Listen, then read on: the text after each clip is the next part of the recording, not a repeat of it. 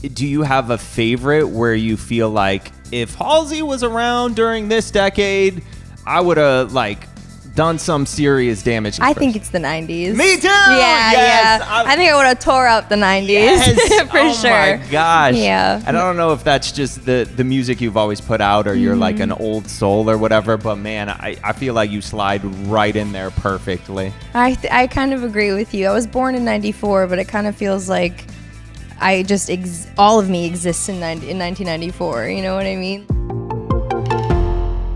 What's up? It's Mike Adam. This is your Audacy check-in with Halsey. We are at the Rockstar Suite at the Hard Rock Hotel, New York. You have a birthday coming up. No. Do you have plans? Are you a birthday person? I think I used to be a birthday person. Okay. And I've worked every year on my birthday the past few years. Yeah. So I'm excited for this birthday, though, because it means a lot to me. It's been like a hard couple years, and, I'm about to turn 30. It's a big, big birthday. It's also, 10 years since I put out my first album, Badlands. Yeah. So, that decade from being 19, turning 20, putting out my first album, now being 29, turning 30, about to put out my fifth album. It all just feels mystical, Yeah. Feels like a lot of synchronicity in that. So I'm going to be 40 in January. Wow, good for you. Another milestone one. But I don't feel my age. I look at that number 40 and I'm like, what the heck? How did that? Do you? That doesn't surprise me because you don't look your age. So you probably look in the mirror and you're like, no, me? 40? No, that's wrong. That's how I would feel. Do you feel, or do you still feel like you're 20 something? No, 21. I felt 30 since I was 15. I'm catching up now. I felt 30. I feel like sometimes there's certain people in this life who are the age they are and then they stay that way. Yeah. Like my mom, for example, is just perpetually 21. Yeah. She had me when she was 20 and she has just been 21 for as long as I've known her. Yeah. And she's 51, and she is tatted up, tongue piercing, super cool girl.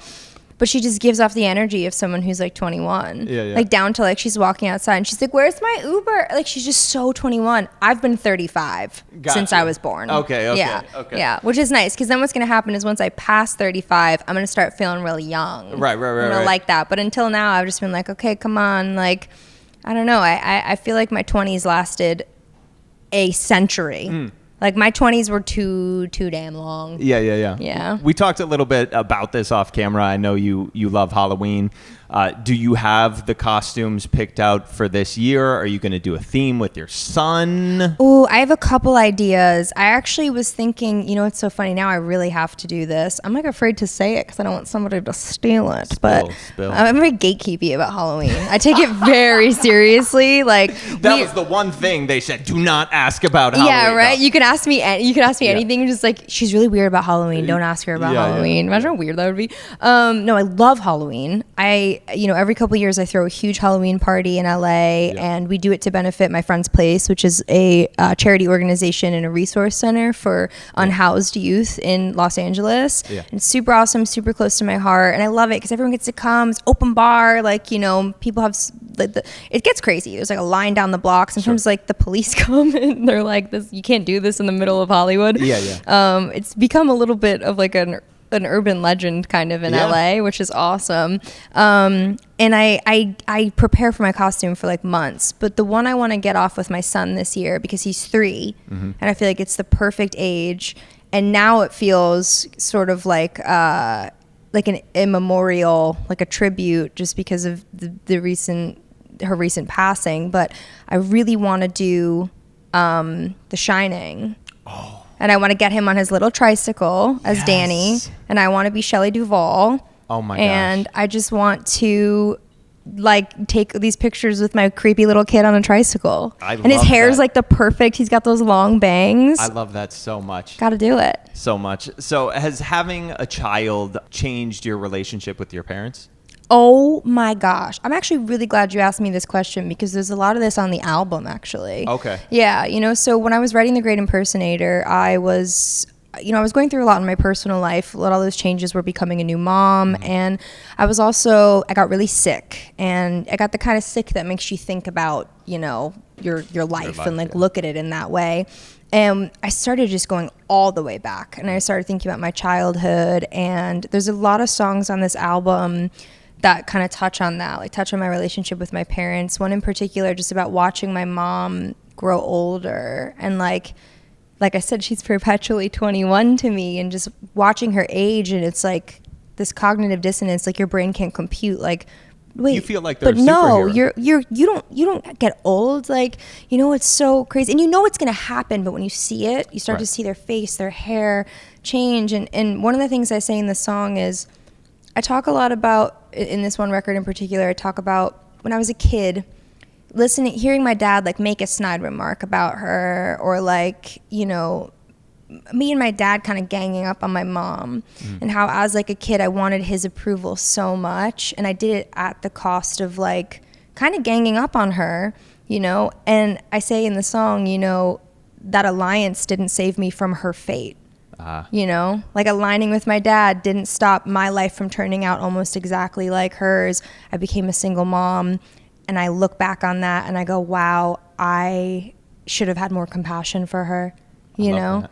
And I say in the record, I hope my son realizes it before it's too late, like I did. Yeah. You know? What was their reaction to hearing that? My mom cried like a baby. Oh, yeah. Sure. Also, I did it the worst time. I was in New York. I was working on the album at Electric Lady, and I had just kind of worked on this song, and I had this fresh demo, and I got really sick that night because I was still kind of figuring out my health at this time. I was trying to work, but it was a little, transparently, it was a little too soon. Like I probably should have waited a beat, but I felt like I couldn't wait at all. I just wanted to get it out. I got really sick at the studio. I ended up in the hospital, and I was in the hospital. I don't remember saying this, but apparently I was in the hospital like begging for my mom, and she lives in Jersey. So she just drove right over. She got me home, put me in my bed in the hotel, like tucked me in. She stayed next to me all night to make sure that I was okay. She had gotten no sleep. She was so worried about me, and I had to go to the airport the next morning. Okay. She drove with me. My mom, up all night worried about me, no sleep. I play her this song in the car. The worst timing ever. She was like, you're an you know what I mean? Like, you are a jerk. Like, that is not nice to do to me. And she was just like, Ashley. She was like, what the heck, man? She was like, it's way too early for this. Like, and she was just crying. And, like, I was trying not to cry. And it was just, like, this crazy moment where I looked at her and I was like, I'm a mom, too. Yeah. We're more the same right now at this moment in life than we ever have been for the first time. It was crazy. Yeah. Before we talk about, you got the Badlands anniversary next year, but even before that, Room 93, the OG EP next month turns 10.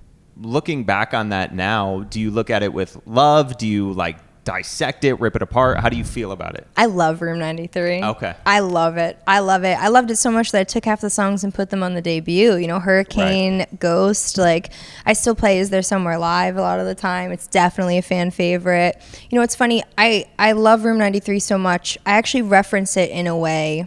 You know, there's a single on this album called Ego. And in the song I say, I want to go back to the beginning when it all felt right. A rooftop, Lower East Side, I'm singing. Yeah. And that story is real, and it's about a time where I was at a friend's apartment. I was like on Orchard Street, this little apartment above Hair of the Dog, like on the roof, and I have these demos from my EP on my iPhone, and I'm playing them at the table for all my friends. We're like sitting around having a beer. I was not old enough to be having a beer.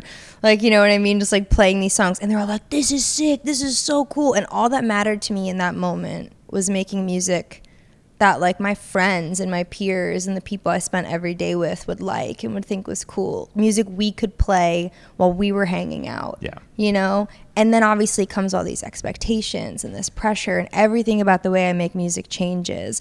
But Room 93 is kind of like the perfect moment where I was just making something because I felt like it. Sure. You know? And so I just love it for that. I really do. So if I'm following along with the theme of this new album properly, it's going to be very eclectic. You're covering different decades. Yeah.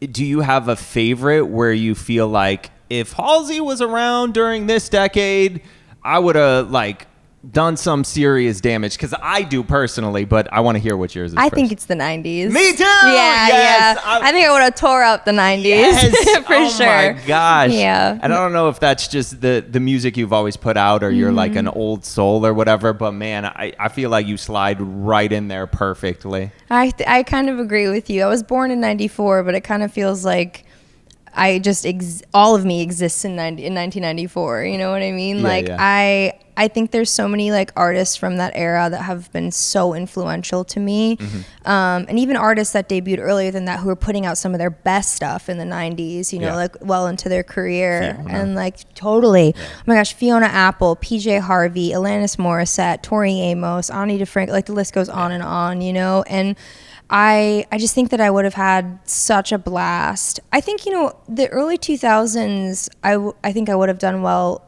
also, but in a different way. Because that era was the era of like Michelle Branch, Vanessa Carlton, like Regina Spektor, like these really singer-songwritery type women with these big voices and like something to say. And I'm like, wow, I would have slid right in with y'all. It would have been just us, you know. But the Lilith Fair thing, that's me so right cool. here. I know. That's me right here. Before we wrap, we're obviously at the Hard Rock, and they're known for a lot of their memorabilia, and you have had quite the fashion journey.